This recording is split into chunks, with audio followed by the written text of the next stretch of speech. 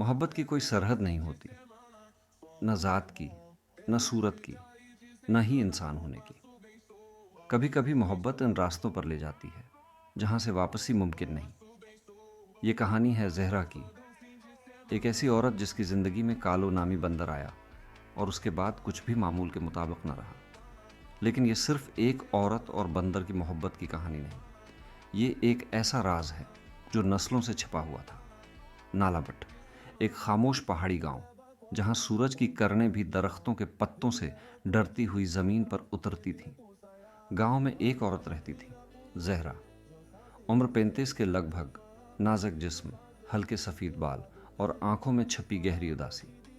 वो किसी से बात नहीं करती थी, मगर हर दिन एक बंदर उसके साथ दिखाई देता जो उसके बगैर एक पल भी न रहता।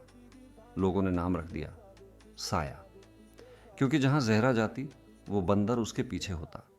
कुछ लोग कहते वो बंदर नहीं, उसका साया है।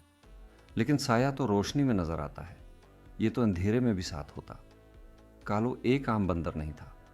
वो ज़हरा के इशारे समझता, दरवाजे खोलता, पानी लाता, कभी कभार किताब के औराक भी पलटता। गांव के बच्चे जब करीब आते तो कालो उन्हें पत्थर मारता। मर्द जब नज़रें उठाते तो कालो चीखने लगता।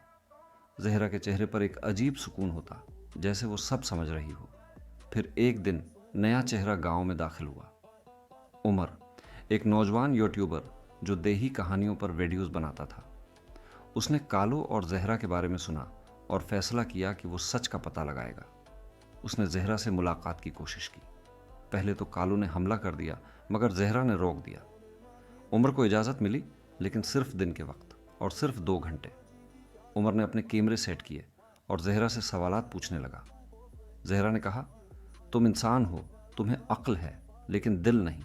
कालो सिर्फ बंदर नहीं, वो मेरी जान है, मेरी मोहब्बत। उमर ने मजाक उड़ाया, मगर ज़हरा ने आंखों में आंखें डालकर कहा, कुछ रिश्ते लफ्ज़ों में नहीं समाते, कुछ सच अक्ल से नहीं, दर्द से समझे जाते हैं। उमर ने रात को छिपकर कालो के रहन सहन पर नज़र रखने का फैसला किया। उसने दौरबीन और कैमरे छिपा दिए। आधी रात के बाद उमर ने देखा कि कालो चीखते हुए ज़मीन पर गिरा और आहिस्ता आहिस्ता उसका जिस्म बदलने लगा। बाल गायब, हाथ इंसान जैसे, चेहरा एक खूबरो जवान। उमर दम बखुद रह गया। वो दौड़कर ज़हरा के घर के पास आया, लेकिन दरवाज़ा बंद था।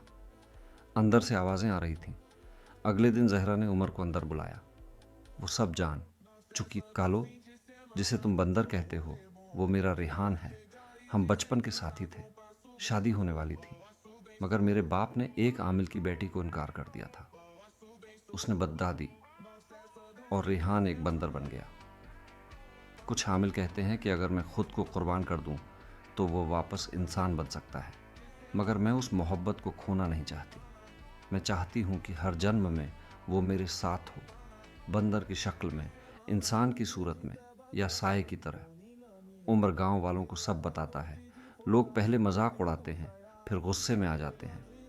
ये जादूगरनी है, हमें बर्बाद करेगी। उसी रात गांव वाले मुशालें लेकर ज़हरा के घर पहुंचते हैं, मगर दरवाज़ा खुला होता है। अंदर कालो नहीं, ज़हरा नहीं, सिर्फ एक पुराना नोट। मैं जा रही हूँ रेहान को आज़ाद करने, ताकि वो फिर कभी बंदर न बने। मैं अपनी जान दे रही हूँ ताकि वो जाए। उस लम्हे पहाड़ की चोटी पर रोशनी चमकती है और गांव के लोग कालो को इंसान की शक्ल में खड़े देखते हैं, मगर वो ज़हरा को सीने से लगाए रोता है। वो मर चुकी होती है। रेहान शहर चला जाता है। गांव में एक यादगार बनती है, ज़हरा जिसने मोहब्बत को जिस्मों से आज़ाद किया। उम्र उस रात की वीडियो अपलोड करता है।